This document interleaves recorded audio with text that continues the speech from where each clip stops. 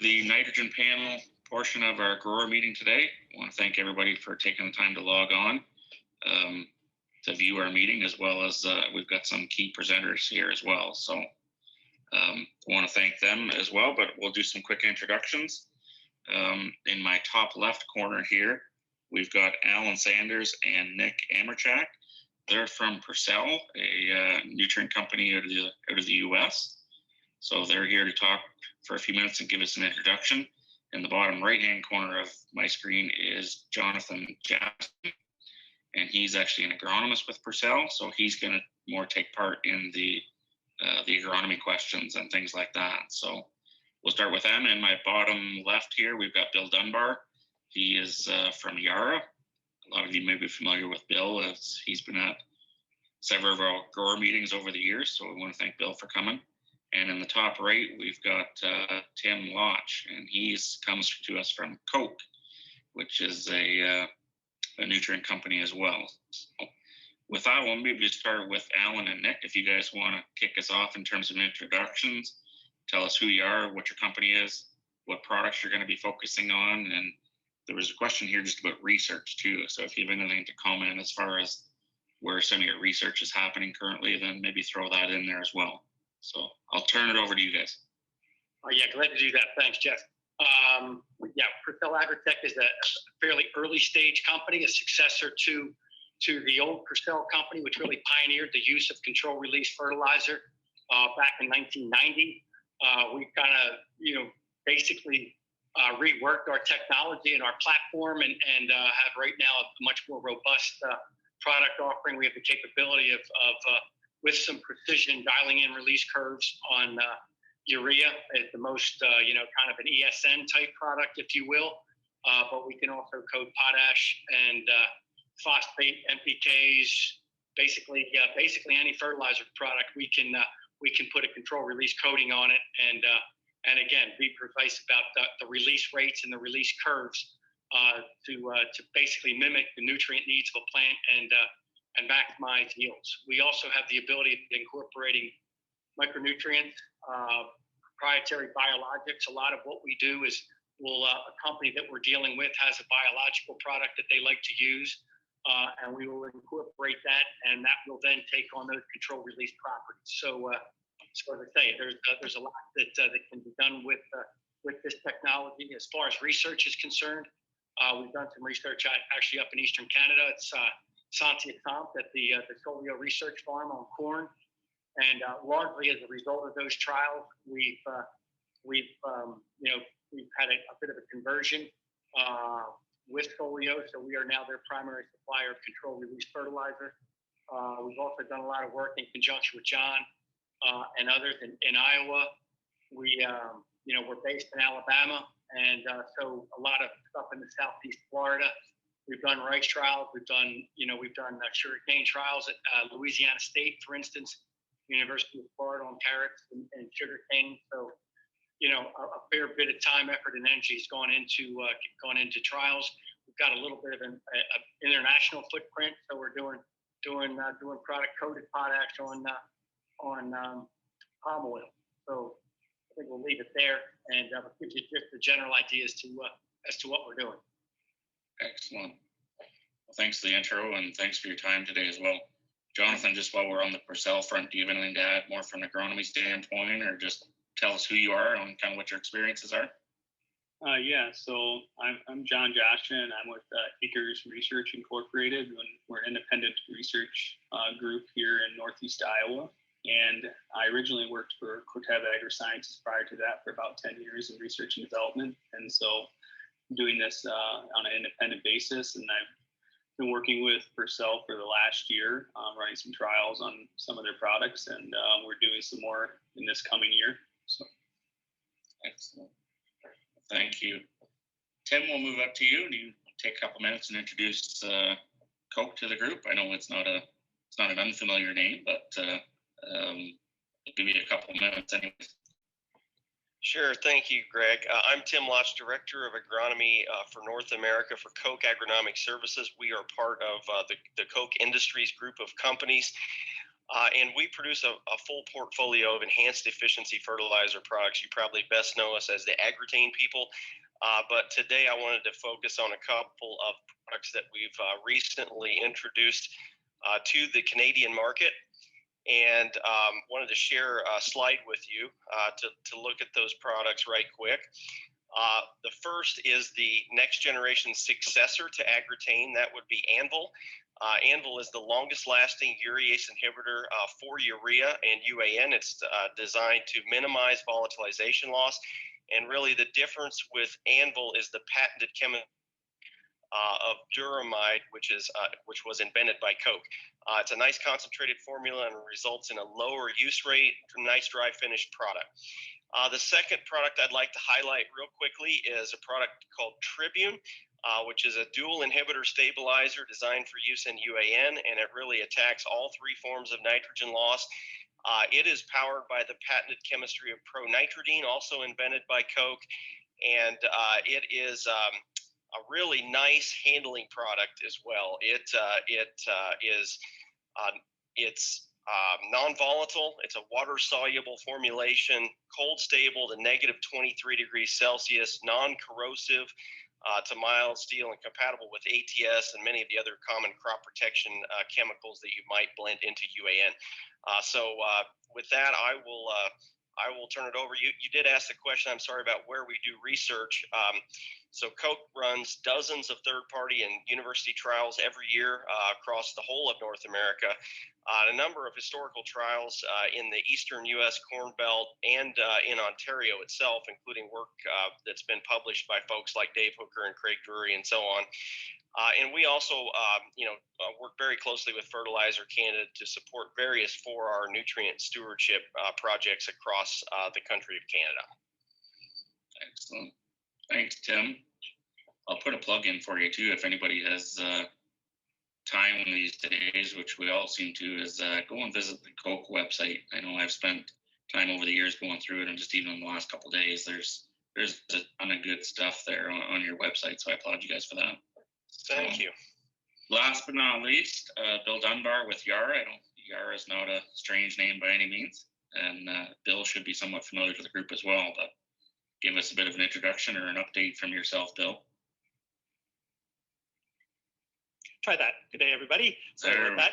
I had two mute buttons here and one was on. Apologize. So just a wee bit about Yara. So we're actually an international company based out of Norway, Oslo, Norway. We do business in most countries around the world. We're probably best known for our import terminal, where we import dry fertilizer into Contrecoeur and Quebec, and then redistribute it all across Eastern Canada. As far as research is concerned, we have two main research centers. One is in Hanninghof, Germany, and one in Pocklington, United Kingdom. And that's where we do a lot of our base research. We have 25 PhDs that are devoted completely to crop nutrition research. And the outcomes of their trials is what we try and then take to our local markets. So we do that here by using a local independent company called Black Creek Research. They do all the research work for us here, but we tend to also do a lot of on-farm, in-field kind of research to really prove it at the farm gate. So that's kind of our mode of operation here in Eastern Canada. Excellent. Thanks, Bill. Okay, before we get into some of the agronomy related questions, I think Alan and Nick, you guys were maybe going to duck out, which is fine. We thank you for the introduction and thank you for your time, but we'll carry on with Jonathan. He looks more than qualified. Yeah, good one. Thank you. Thanks, guys. Take care. Okay, guys, I think everybody has a list of the questions here. These have been kind of assembled from our own agronomy teams at Homes Agro with some input even from some growers here as well. So I guess the first question I had that's on our list here is just essentially talking about nitrogen use efficiency. The old number of a pound of nitrogen per bushel of corn, right? We've thrown that number around for a lot of years now, and just wondering with the technology that we have and different products on the fertilizer side, and maybe you're not able to comment on as much, but just with the different genetics and hybrids even we have today, is that pound per bushel number still a real number, or do you think we're closing the gap on and getting better in terms of nitrogen utilization efficiency? So think, Bill, we'll start with you if you've got some comments or experience on that. Yeah, I think I do. So if I think back, Greg, you're saying a pound per bushel. I remember the days when we even talked about 1.2 pounds or 1.1 pound of N per bushel of corn as kind of a standard. And as you know, we've had all these improvements, like you were saying, in genetics, and we're seeing that number go down and down. Today some would say it could be as low as 0.7. Probably 0.8 is probably maybe a bit more realistic. But there's a lot of factors to that. I think it's not just genetics. I think it's really a result of farmers' continuous improvement in all aspects. So whether it's genetics, whether it's tillage, whether it's cover crops, I think it's a combination of all of those that's really allowing for a healthier crop to absorb more of the nutrient. And at the end of the day, there's still room for more improvement, because we're not 100% efficient in what we put down to what we take out. So there's still opportunity there to actually do better yet. And that's why I like to talk about it as continuous improvement. And I think, looking at that is key. I also think from a nitrogen perspective, I think some of the nitrogen products that probably all of us are talking about here today all have a role in that as well, depending on what your system is. Certain products work in different systems for different reasons. And basically, we're all selling products that are designed to really improve nitrogen use efficiency and reduce the amount of total nitrogen that we need to apply to our corn crops. So that's just some opening comments that I would have. Yeah, absolutely. You basically alluded to it, but just soil health, right? The healthier, and like you mentioned about cover crops and even crop rotation, right? The healthier we can make our soils, the more efficient they are at utilizing nutrients, for sure. But let's go to Tim here. Have you got anything you want to add based on your experiences with that, or? Well, I would add that we know now that modern hybrids probably utilize as much as 40% of their total N uptake occurs after flowering, and about 2/3 of that has to come via the root system. And so enhanced efficiency products really drive yield by ensuring that we've preserved an ample amount of that nitrogen well into the reproductive stage, so that we can improve nitrogen use efficiency, maximize our ability to capture that sunlight energy as we get into grain fill and kernel elongation. And so that's really what we're striving to do as we optimize that nitrogen use efficiency. Yeah, no, good comments. What about Jonathan? Obviously, you come to us from a little different environment from a growing perspective. So what's your experience, or what goes on in your corner of the world? So yeah, I think a lot of people are doing in that pound of nitrogen range, but there are quite a few in our area that are starting to tend closer to that 0.8, like Bill had said. That's going to be very common. So I think as hybrids and people feel more comfortable dropping that rate, in our area we deal with a lot of rain typically in that June and May timeframe right after planting. So we're just very susceptible to leaching. So a lot of guys are kind of hedging whether or not we're going to get a lot of rain or not. So it's a kind of a moving target. Yeah, for sure. No, fair comments. The second question we had, and we'll maybe go back to you, Jonathan, here, but the second question was just around weather, right? We all know Mother Nature plays a big role in how our crops perform, and just, we talked about use efficiencies, but also around availability, right? Comparing dry versus liquid, and what can we do, whether it's pre-plant or in-season applications, to get the best availability out of the fertilizers that we're applying, particularly focusing on the nitrogen side. So we'll maybe start with you, Jonathan, on that one.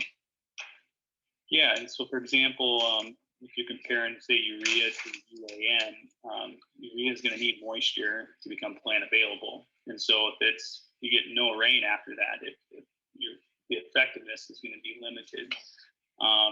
Then the same argument can possibly be made against UAN, that if you were to get an excessive amount of rain, like in our area after application, that you would be subject to more leaching compared to urea. So they both kind of have their trade-offs, but I think that's where the polymer coating comes into play, and some urease inhibitors and things like that, kind of promoting the stability of both of those, so that the urea isn't as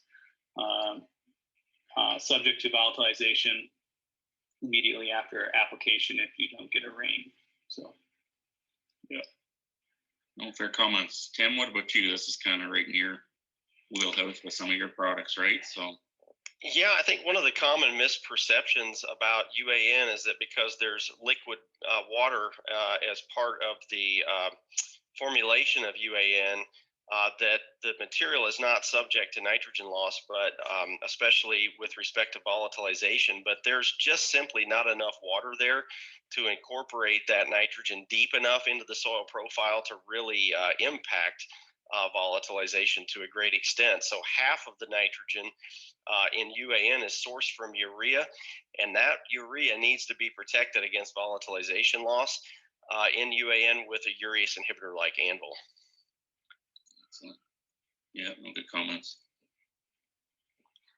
And Bill, what just I know your product line up a little bit with products like Amidas and even Axan, just talk about, difference in, how the different products are even different hydroscopically, right? And take on moisture and are more soluble. And what have you got to add on Right. Yeah, I think that's one of the misconceptions, that logically, I think if we think about liquid versus dry, we think that liquid should be more available because plants can, I don't know, drink it in or whatever, right? But really plants can only take up nitrate, nitrogen. So therefore, it's really a matter of getting whatever nitrogen form you're down into the nitrate form. Just looking here, so this is some work that we've done here over 4 years of trials in Eastern Canada.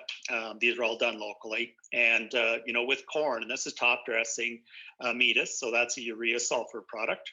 And comparing that to either urea ammonium sulfate blend or to a UAN ammonium thiosulfate blend. And, we're capturing more bushels every year. So that's really all due to nitrogen use efficiency. And we believe that has a lot to do with the sulfur and nitrogen all being in one granule and plants being able to take those in the right ratio at the right time. But as far as, the liquid versus dry thing, that's a bit of a misconception, but I used to think the same way. So it's normal, but it's really nitrate, nitrogen the plants need. And this is where a product like Amidas can really fit in the program. So, right. Good. Next question we had was just more around, I guess, top dressing or side dressing for that matter. We always get a lot of questions when it gets to be that time of year, it's hot and dry, right? So when do I put my end down? How do I put it down? How do I protect it? How do I make sure that, I'm getting the most out of my investment and I'm not shorting the crop, particularly if it doesn't rain for a while? So I think, Tim, we were going to start with you on that one, because I think obviously your product lineup addresses these concerns probably as well as anybody's. Well, exactly. I mean, top dress corn is a use case where a urease inhibitor such as Anvil is just absolutely essential to minimize volatilization loss. And the reason for that is volatilization risk increases sharply when you get into this late spring, early summer application window for several different reasons. Number one, urea hydrolysis is carried out, we know, by the urease enzyme in the soil. And we know that enzymes work faster at higher temperatures. So we've got a warmer temperature environment that we're putting the urea into. Those enzymes are going to be working faster and driving greater volatilization loss. We also oftentimes have enough humidity in the air to dissolve the granule. And because water is required to initiate hydrolysis, we start the hydrolysis process, which leads to volatilization loss. And we also know that we have higher volatilization losses when we apply urea to moist soils that are drying and followed by a subsequent dry period. And rainfall often becomes more intermittent as we get into that part of the growing season. And if you have small rainfall amounts, particularly when you get less than half an inch of rain in a given event, it can really exacerbate these volatilization losses. But, fortunately, we've got technology to manage and minimize those various factors that contribute to losses, such as urease inhibitors like we have in the Anvil product. Yeah, for sure. Maybe we'll go to you, Bill, but I just question too about just crop safety when top dressing, right? So we do a lot of dry top dressing here, and Bill, you can comment on this. I'm just wondering, Tim, if you've got any data or experience do your products make a product like urea any safer to the crop, right? Because we always seem to get a fair bit of, and I believe it's superficial, but we sure notice the difference even in crop safety between something like Amidas versus urea. So I don't know if what you guys have an experience with either treating urea with a stabilizer or obviously with Amidas. So, Bill, do you want to take the lead on that?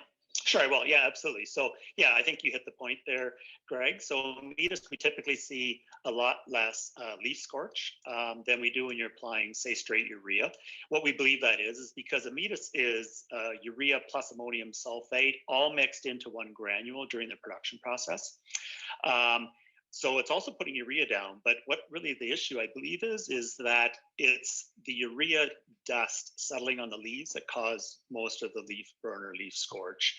And Amidas is a very hard product. So when you're applying that with a spinner unit or an air unit, it's not breaking up any of those granules. So like urea, if it gets hit with a spinner blade, that urea, it'll get pulverized into dust. That dust settles on the leaf and that'll cause scorch. So Amidas, we tend not to get that because it's a much harder granule and it actually will spread at a much larger distance as well. So it's faster to cross the field. Maybe just one other thing I would like to mention, Greg, is with putting urea ammonium sulfate on top of the soil, it's also subject to volatilization like Tim was talking about, so agrotane could be a possibility. A number of people are using maybe a little different strategy as well. So maybe putting their Amidas on a little bit later after the corn has pretty much reached canopy. Therefore, down below that canopy, it's more of a microclimate where there's more moisture, more humidity. And a product like Amidas does dissolve faster than urea, so it'll disappear quicker, and it'll actually go into the soil faster. So by waiting for canopy, we tend to get better utilization or less losses with Amidas. It's one of the things that some fellows are doing. So, excellent. Just back to you, Tim, quick for a second. Any experience, comparing in terms of crop safety, or we call it leaf scorch, right, of say urea versus urea treated with agrotane or Anvil, for instance? Well, the bad news is I can't tell you that agrotane or Anvil makes that situation better, but what I can tell you is it definitely does not make it worse. There's published research from the University of Missouri where they looked at treated and untreated sources of urea and found absolutely no difference in tissue injury when a product was treated with a urease inhibitor. So the injury, as Bill was describing, is ammonia toxicity and accumulation in the leaf tissue, not only from the dust on the leaf surface that he was mentioning, but also from granules landing in the whorl. But the really good news is if you do that process relatively early in the growing season, prior to B5, the impact to yield is negligible to zero. It's as the crop gets bigger a little bit later in the growing season, and you think of that crop canopy as being a bit of a funnel. It's going to be capturing more of those granules than when you have a smaller corn plant. And so the injury can actually be somewhat worse if you wait until later. And so I think the conclusions of that research would be feel very comfortable treating your top dress urea with an NBPT or urease inhibitor product because it's probably necessary to prevent volatilization loss. But try to go as early as you can to minimize tissue injury. Yeah, that's a strategy we've used, right? When we're doing dry fertilizer over top of corn, we're trying to go, B8, B10 even on corn, right? Versus guys that are going with drop pipes or Y drops, obviously they can go later, right? Because they're not getting as much product on the tissue itself. What about you, Jonathan? Obviously you've got different experiences from where you come from. What's popular down there in terms of side dress? How are guys doing it? UN side dress, and like you mentioned, Y drops. Also dribbling is very common. And I'll speak to per yield. In the trials that we did this year, one of the trials was a side dress trial comparing urea top dress to per yield top dress. We did not, and that was at B6, and we did not see any that characteristic leaf burn when comparing those two. And so I think a lot of that has to do with, like we discussed, with that polymer coating, protecting it from the actual leaf burn that you typically would see. So, right.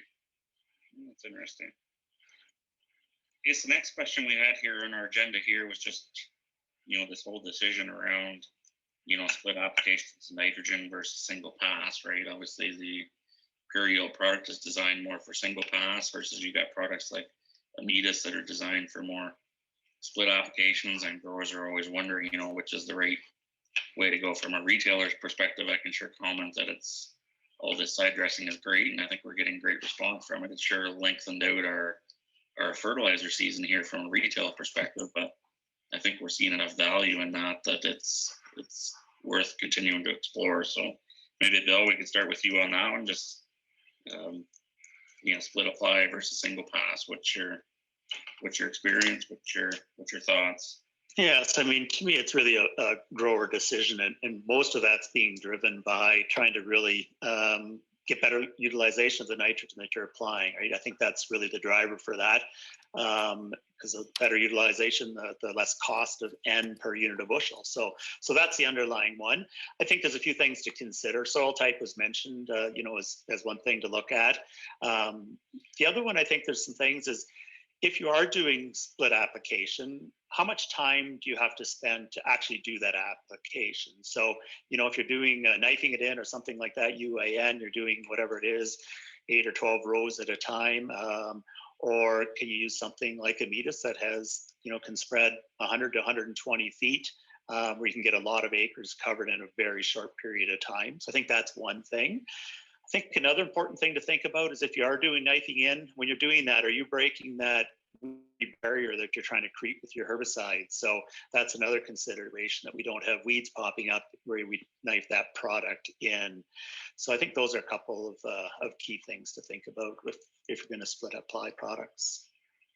Gets back to you, John. That I just comment quickly, like the whole 4R nutrient stewardship, right? Just lends itself better towards split applications in some cases, but with controlled release fertilizers, we can accomplish the same things. But what about in your experience, Jonathan? What are you seeing in your area? So yeah, in our area, I think more guys, especially after this last growing season, we had almost twice the amount of rainfall in June that we typically would have, and so that led to a lot of rescue side dressing. So I can see there's quite a few guys that are putting the equipment in place to actually be able to side dress more acres this year at a time.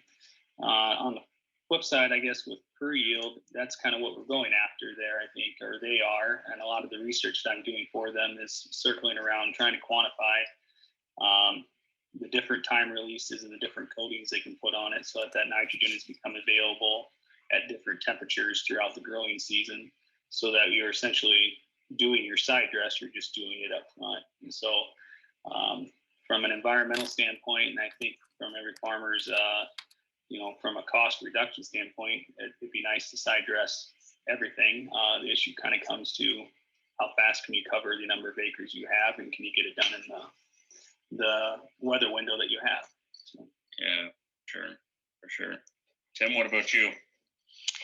Well, I tend to think about this in the context of the 4R framework, that timing is only one factor. And although split apps in theory will align availability of applied end to plant need, sometimes, to Bill's point, that doesn't necessarily fit the farmer's labor availability or equipment options and that sort of thing. And so, there's also this inherent risk of loss, or risk of maybe even not getting nitrogen applied. There's a lot of operational risk when you split, because now you got the crop up and going.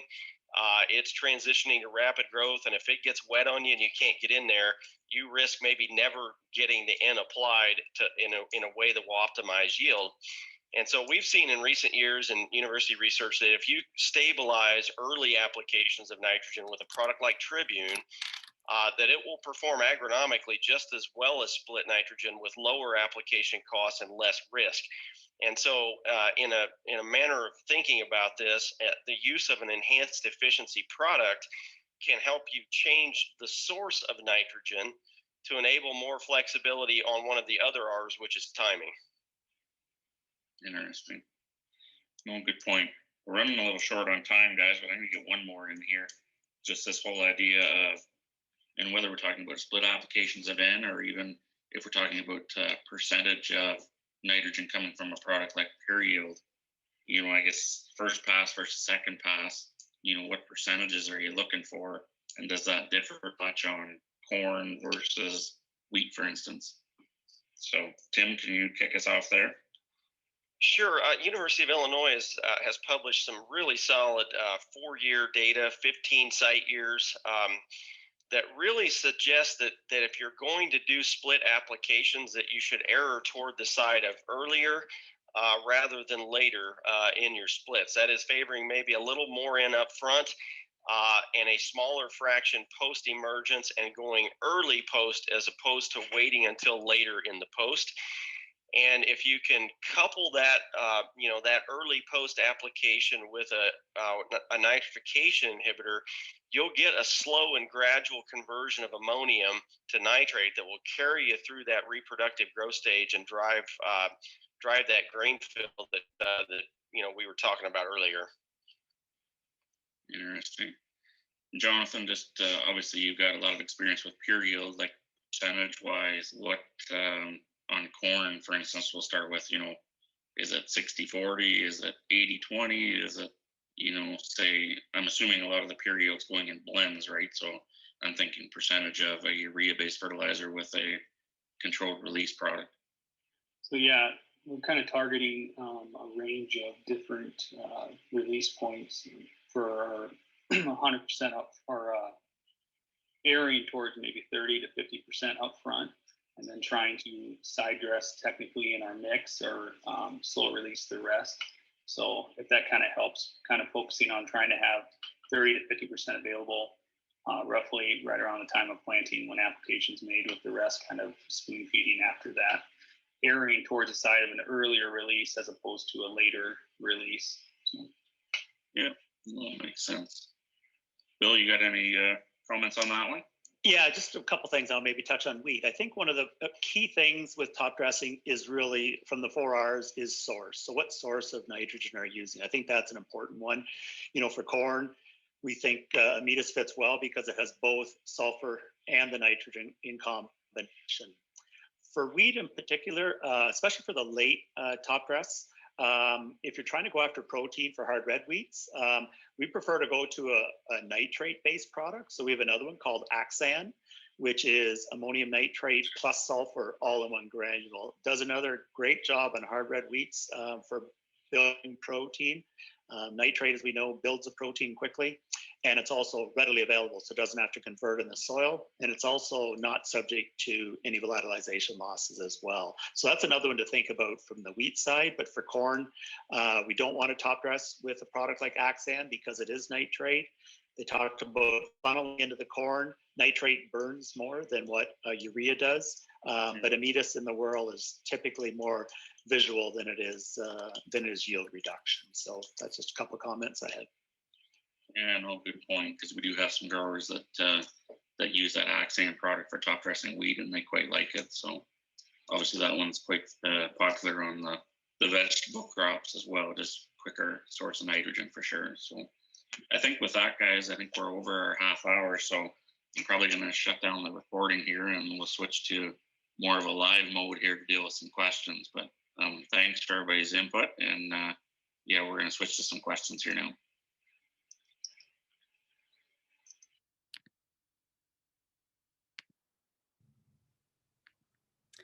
Okay, so good morning, everyone. I am Lydia, and I'm a crop advisor here in Stayner.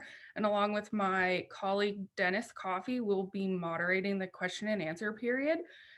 So to start, we'll have time for 2 or 3 questions after each speaker. Questions can be asked in the Q&A box or the chat box. And any questions that don't get answered now will be answered later by our panelists via email and then sent out to everyone in a week or so. So we have a couple questions, and the first one, I guess, can be directed towards any one of the 3. So in a wide drop N application situation, is there an advantage in placing the product right next to the stalk compared to down the middle of a 30-inch row?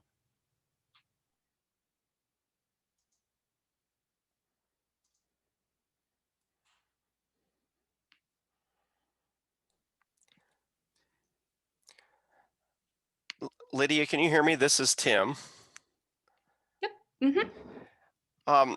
My opinion on that would be there'd be a couple considerations there. Number one is you're probably, if you place in the row, more likely to place the nutrient source in close proximity to the root system where it can be absorbed. If you place in the middle of the row, depending upon the size of the plant, the root system may not be completely reaching out there yet, and may take some time to grow toward that nitrogen source. So I would probably prefer to be closer to the row rather than completely in the middles between the rows. But in either case, where you're dribbling on top of the ground, the major risk is volatilization loss. And so you would need to stabilize that application with a urease inhibitor like Anvil. Great. Bill or Jonathan, do you have anything to Yeah, add? maybe just one comment is really around kind of the intent. I think originally of the Y drop was that the leaves would, collect the dew, and that would funnel down through the leaf, kind of through the funnels, and help to, wash or move that UAN into the root zone. So I think that was part of the original intent of the Y drop, and having it close to the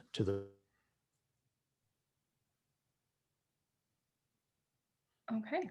I guess I would just add that in our area, Y drops have really taken hold and gaining a lot of the side dress market for that specific reason. Just the water pooling at the bottom of the plant, typically throughout June during side dress time, you see it. It's even when it's a little bit dry out. So definite benefit. Perfect. We also have another question. What would be the difference in a pure yield product compared to other coated end products like ESN? So I guess that might be directed towards you, Jonathan. Yeah, so I'm not familiar with the other polymer coated ureas, but I can speak to just per yield. They offer a couple different thicknesses of coating, which affect at what temperature the nitrogen's released. So that's probably a big difference. And maybe just at a base level, the temperature release points are probably different. So. Okay. And we have time for one more. Is there any trial data comparing protein and hard red wheat versus hard red spring wheat with Axan versus Amidas? Yeah, so we've done some work on that at the research center to really see what that is. Really, it comes back to timing. So both products can have the benefit. Probably with an Amidas, you'd want it to go on a little.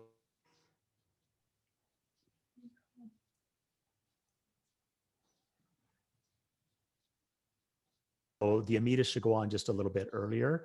Axan is much more reactive, can be taken up quite quickly. So it's really more of a timing issue. Both products have sulfur, which I think is also critical for building that protein, is having the nitrogen and sulfur in that one granule as well. Perfect. Tim or Jonathan, do you have anything to add to that, or you're good? Perfect. All right, so if there's any more questions on that, the panelists can answer them via email afterwards, and we'll send that out to everyone again. So thank you again to our nitrogen panel, Bill, Tim, Jonathan, and then Greg for moderating. And then AgriCo was the sponsor of that session.